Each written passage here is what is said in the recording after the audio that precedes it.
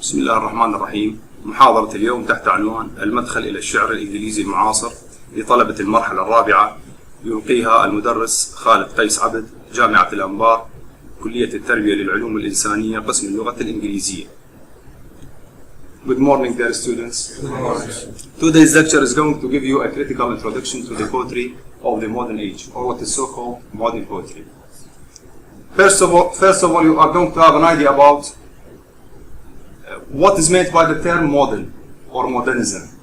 Where does this term come from? And then we are going to give you a literary and historical background about the circumstances and the factors behind the emergence of such a new tendency or movement. This lecture will also give you a hint about the general characteristics of the modern poetry, and you will have an idea why this poetry is difficult or complex. What is the cause of this complexity or difficulty, in order to be able to decipher this complexity and write down a good and succinct critical appreciation of each poem written during that time. Also, we're going to have an idea about, let us say, the poetic creativity of the modern age and the relationship or the role of the psychoanalysis mainly established by the Austrian psychiatrist named Sigmund Freud. And then we are going to give you an idea about how to appreciate what are the standards of appreciating a modern poem in order to be able to grasp the meaning of the poet. First of all, the beginning of the 20th century was a period of a wide turmoil and suffering. Both European and American society witnessed great drastic changes. The two world wars had shattered the world and affected almost every aspect of it. You know that in the first half of the 20th century, the two world wars happened. Yes. And the first world war happened in 1914 and ended into the year or the date 1918. The aftermath of that war affected almost every aspect of life. So the thought and the faith of the individual was changed, because it was an era of crises, of wars, of conflicts, and of struggles.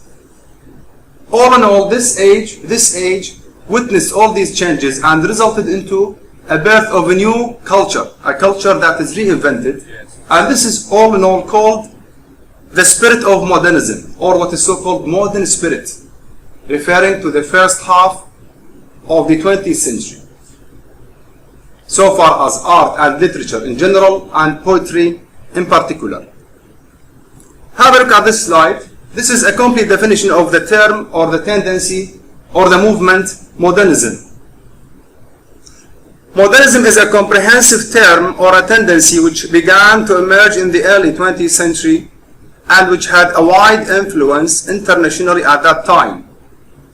It reflects a sense of cultural crisis which has both exciting and disquieting, in that it opened up a whole new vista of human possibilities at the same time as putting into question any previously accepted means of grounding and evaluating new ideas. Modernism is marked by experimentation, particularly manipulation of form, and by the realization that knowledge is not absolute. This is an intensive definition of the term modernism, and you know that the first part of this definition refers to what does this term mean. Modern means the decline of all traditions of the previous time, as far back as the 16th century poetry up to the very late of the 19th century, I mean the Victorian age.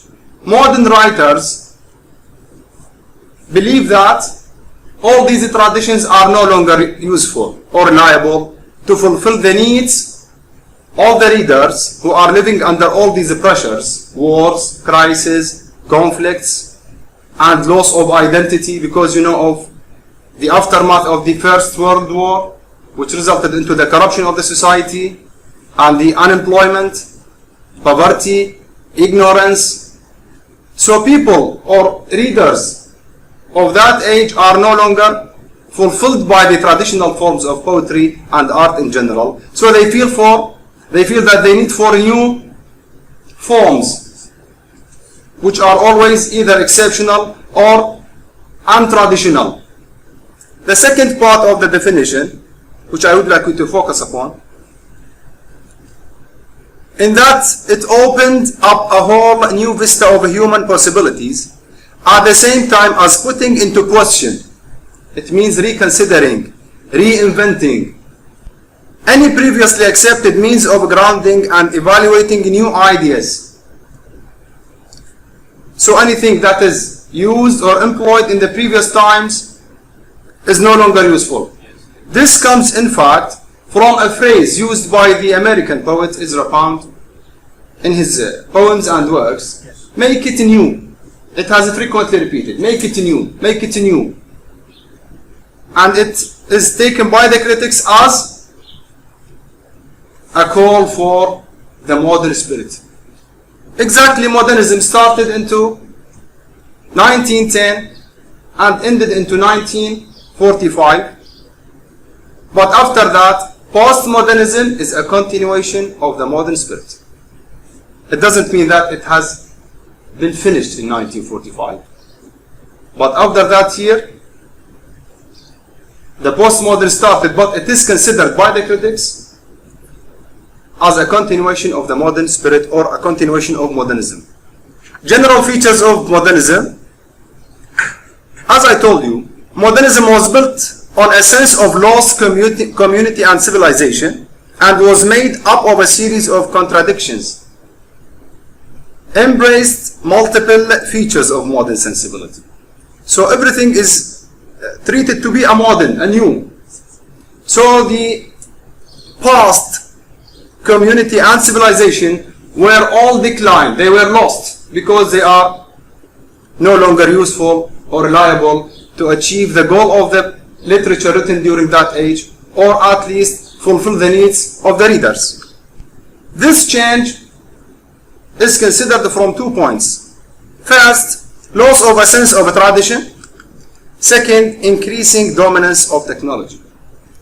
Thematic features of the modern poetry, or the modern literature in general, including poetry. Intentional distortion of shapes. And this is a very important point, because now you are going to realize what are the roots of difficulty and complexity in this type of poetry. What is meant by the word distortion? What does it mean? Yes? Damage. Good. Something like a damage. Yes. Thing that is abnormal. Or sometimes unprecedented. This is the distorted images, distorted forms. It means or relates in poetry to the breakdown of the poetic traditions.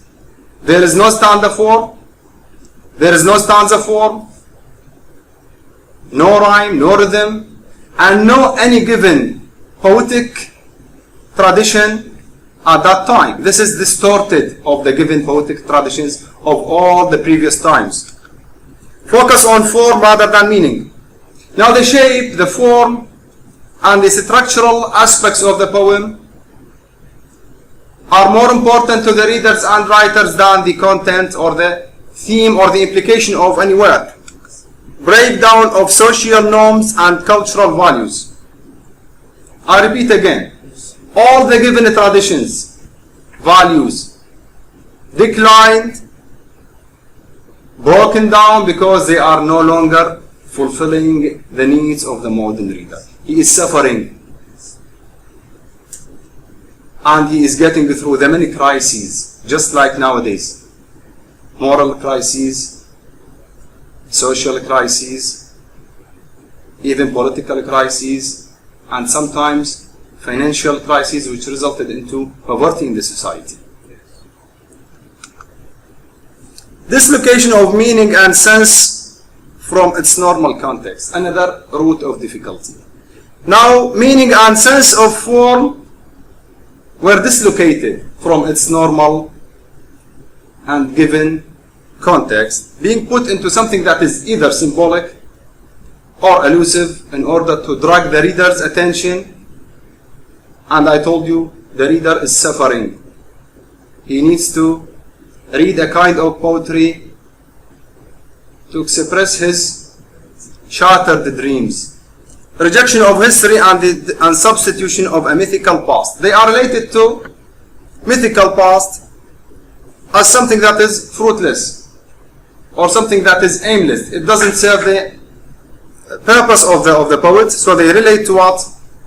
To new traditions. Past and mythology is not necessarily reliable.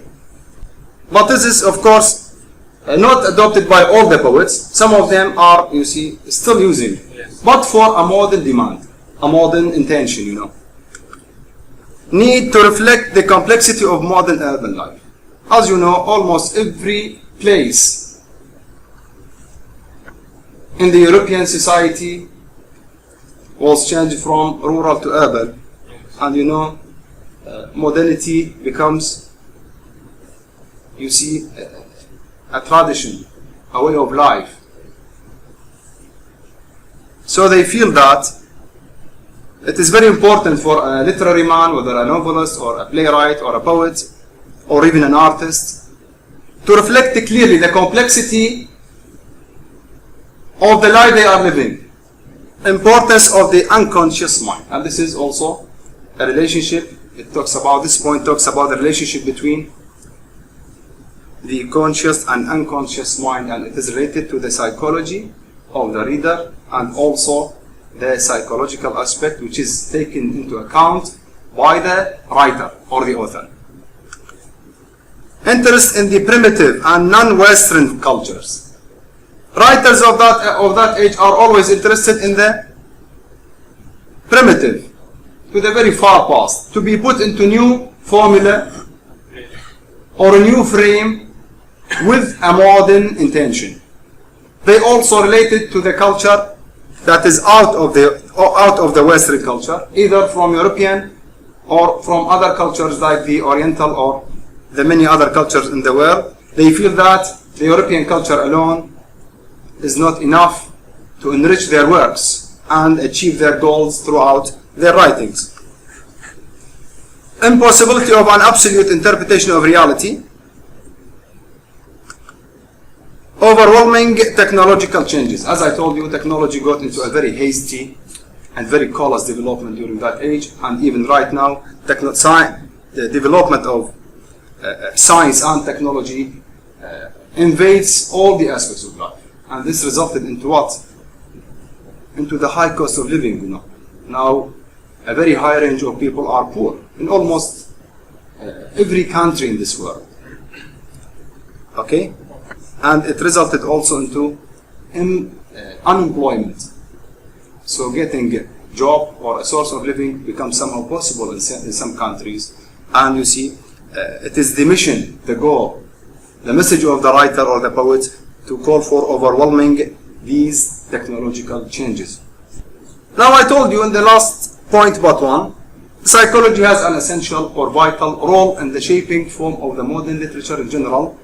And you know, it is related to the psychology, psychoanalysis of the people, whether in novel or in drama or even in poetry. And psychoanalysis as a branch or a school in psychology was main coined by the Austrian psychotherapist and psychologist named, you know him, Sigmund Freud, 1856 to 1938.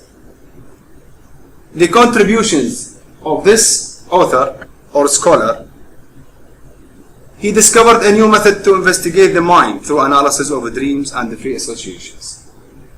He has published a very important book entitled Interpretation of Dreams, and this is taken by the poets and other writers into account, and they have written certain works regarding this contribution so far as psychoanalysis or psychology is concerned. He is known for his theories of unconscious mind and the defense.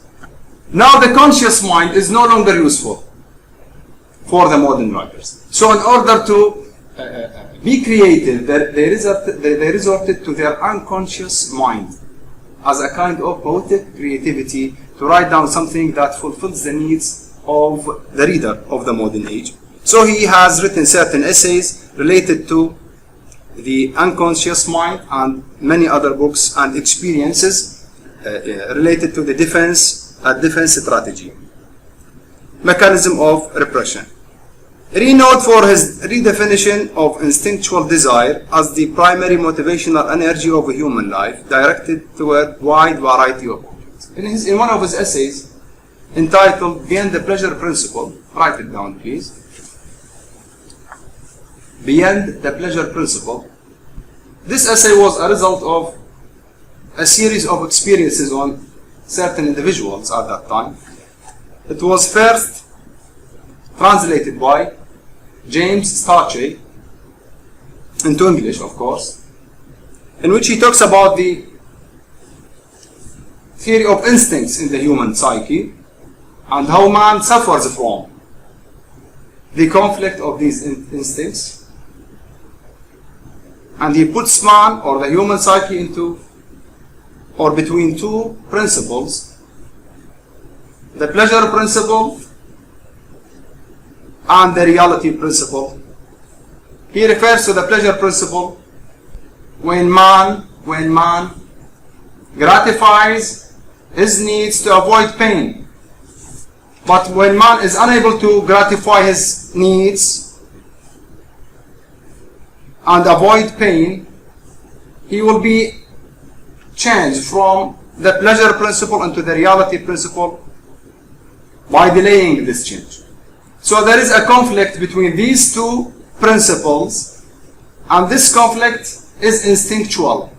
It means that it is found in every human psyche. In the early 20th century, most poets are interested in the Freud and the psychoanalytical studies of poetry and other arts. The translations of his works, like The Interpretation of Dreams, first published in 1912, and a very distinct essay, I recommend you to read it, entitled Beyond the Pleasure Principle, first published in 1920, and other books tackling the theory of instincts and the pleasure and reality principles, which sum up man's struggle in the life, offers keys to the relationship between art and the unconscious themes of the artist. So in almost every poetry, have you started dealing with T.S. Eliot? Yes. You know, Alfred Prufrock was presented by the poet as a victim, right? So from a psychological reading of the poem, the last three lines. This man is put between these two principles, and he is struggling in the life because he is unable to fulfill his needs as a man. So he moves from pleasure principle into the reality principle. This is an example. Formal features of poetry. Poetry is written in an open form. There is no meters, no stanza form, okay, and no any metric traditions used by those poets. They write poetry freely. Okay, so all traditions, like for example rhyme, rhythm, couplets, tercets, and all the other meters, they are no longer used by the poet. So it may be possible to find a poem without any poetic tradition. Use of free verse. So they write poetry freely without considering to any poetic canon or tradition. Juxtaposition of ideas rather than consequential exposition. They are also talking about idea, and their main intention is to communicate them to the readers. Use of allusions and multiple association of the words. Borrowing from other cultures and languages. So you may find an epigraph in a poem written in French, for example. Okay? Unconventional use of metaphor. Metaphor is not used as you know. It goes into levels, and these levels are determined by the poet according to the theme he is writing about.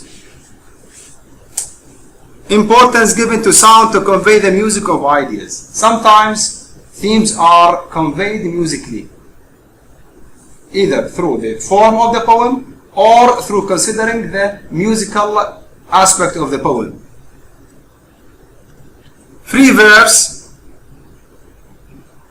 It is written through the use of poetic line, flexibility of line length, massive use of alliteration and assonance, no use of traditional metric forms, no rhyme, no rhythm, no assonance, and no any other metric form that we have studied from the 16th century poetry up to the closing years of the late 19th century. No regular rhyme scheme, use of visual images in distinct lines. Next lecture, inshallah, I'm going to talk about the main movements in English literature, including poetry. Imagism is one of them. We are going to talk in details about this point. Use of visual images. They are devoted, poems devoted to convey a visual image. So when you are reading the poem as if you are drawing something, or you are looking at certain visual image that is drawn in your mind. That is drawn in your mind as a reader. Modern poetry in English was rooted in the idea that, now we are, you see, talking about the poetry of that age. Modern poetry in English was rooted in the idea that traditional forms of art, literature, social organization, and daily life had become outdated. They are old. Okay? They no longer fulfill the needs of the readers. And that it is essential to push them aside and reinvent culture. That is what is new, is modern. So even right now, anything that is new, used for the first time, it is called modern. It encouraged the idea of re-examination of every aspect of the art of poetry with the aim of finding that which was holding back and replacing it with the new and better ways to reach the same end. So modern in poetry refers to using new strategies, new thoughts, new visions, and new techniques to reach the same end. What is this end? Is to communicate the idea of the writer to his readers who are living in an exceptional, in a very drastic circumstances. I repeat, it was an age of wars, conflicts, struggles, and even an age of the many crises. So it is somehow difficult to communicate the ideas with the traditional ways or methods. Now we move to the characteristics of modern poetry. These are very important because they will give you a hint how to appreciate a modern poem. These are general and they will help you to, first of all, to pass your judgment whether this poem is written during the modern age or not. And if you find at least one of these characteristics in a poem, you will of course be able to appreciate it critically.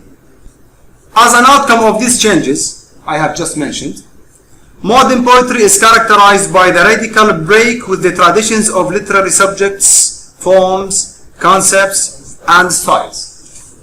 In the poetry of that era, modern elements can be appreciated in terms of the following. We have four standards you should take into account when you start reading and appreciating a modern poem. A, new experiments in form and style. So when you read a poem and you don't find any form or style that you have studied in the previous semesters, in the previous literary periods, you should know that it is a modern poem. New themes and word games. As I told you, there is no rhyme and rhythm. And even the theory of poetic diction are no longer used. So the poet is supposed to play with words. This is so-called puns or word plays in language. So if you find that the language is sometimes not clear or the whole text of the poem is not coherent, it means that the poet wants to communicate a new theme, but he plays with words in order to drag the reader's attention to grasp, to dig deeply and find what does this poet want to communicate, which problem, which crisis.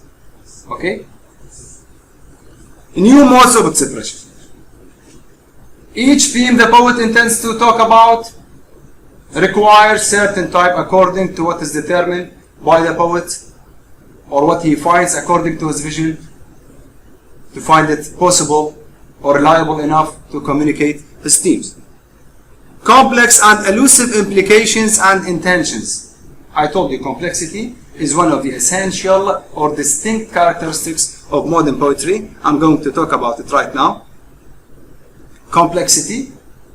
Inshallah, in this semester we are going to give you a workshop under this title, towards deciphering the complexity of modern poetry. We shall talk about in details about how to overwhelm or decipher the complexities and degrees of difficulties of the modern poetry. Complexity in modern poetry comes from the fact that the first half of the 20th century was a time of crises and conflicts dominated by the impact of the First World War, which saw, as Peter Faulkner, he's a writer, he mentions in his book entitled Modernism, the Critical Idiom. He has written a book entitled Modernism, the Critical Idiom. I have quoted these lines. He says about modernism, as the final demise of an ideal cultural and social order established as far back as the 16th century. So it was this age, I mean by the beginning of the 20th century, represents a watershed in the history. A total change of all the dominant rules and the principles in all literature and art, and starting a new era that is the modern, and everything is reinvented.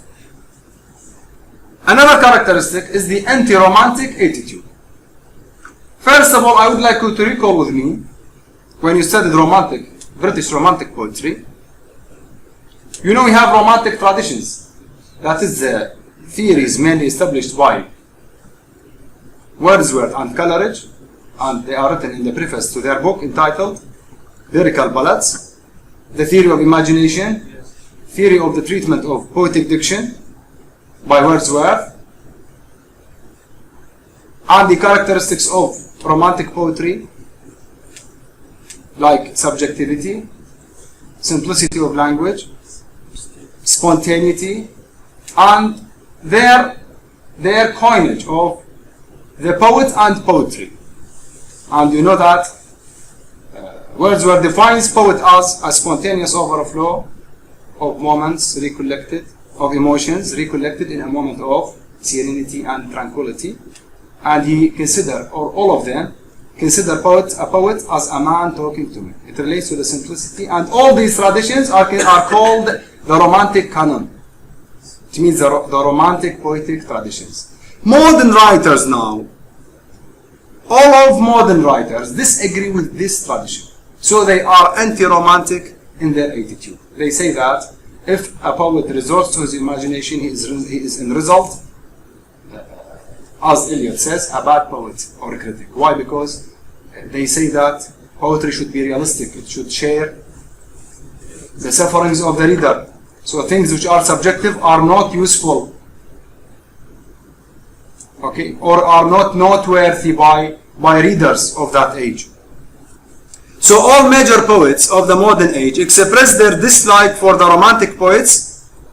They realized that it was no longer possible in the present century to compose poems in a manner in which Wordsworth and Coleridge wrote. The romantic mood could not accommodate the ironical and sophisticated modern experience. So life itself is complex. So things which are traditional are not in coincidence. This language or this kind of poetry cannot accommodate such a sophisticated period of history. Concerned with form, modern poets often focus on form rather than theme or content. In withdrawing from the general experience to more unique and personalized one, it has been observed that modern poetry has been preoccupied with form. I would like to explain what is meant by form. Form is divided into two levels, narrow and wide. Michael Robert remarks, in the narrow sense of the word form is used to describe special metrical and stanzaic patterns. This is the narrow sense of the word or term form in poetry. In a wider sense, It is used for a while for a whole set of relationships involving sensuous imagery and the rhetoric of the poem. This is what is meant by the term form in poetry. Intellectual slant. As we referred, modern poets or writers in general intend to reinvent culture. Okay, they want to make something new, something that is not traditional, not used by the writers of the previous times. So they intend to create something new, to be creative. They resort to intellectual slant. Slant means tendency or trend. By rejecting romantic conventions, modern poets adopt a highly intellectual mode of expression and apprehension of experience. Thus, Eliot, Pound, Auden, and Stevens have been charged with the mental snobbery. What does that mean? It means that they resort to intellectual implications, things related to either to art and philosophy to enrich their works. And Eliot has written many essays. He is very interested in the metaphysical poets of the 17th century. And you see, they have been accused by, or they have been blamed by the critics as having mental snobbery. Okay? From this unique perspective, as man is presented as a victim of her surrounding, Freud coins the psychoanalytical terms to clarify man's reaction to the instinctual pulses or the social pressures directed towards him. So now the modern writer feels that it is very important to relate to the psychological or psychoanalytical perspective of the man, and also to take it into account throughout the work they are writing, because they want to clarify, to explicate whether man is suffering because of his instinctual pulses. I told you there is an internal conflict, or by the external pressures put in, the social pressures directed towards him. It means that in the society in which he lives, you see, summed up by the circumstances he or she is living, that is wars, conflicts, poverty, ignorance, and the need in all its shapes.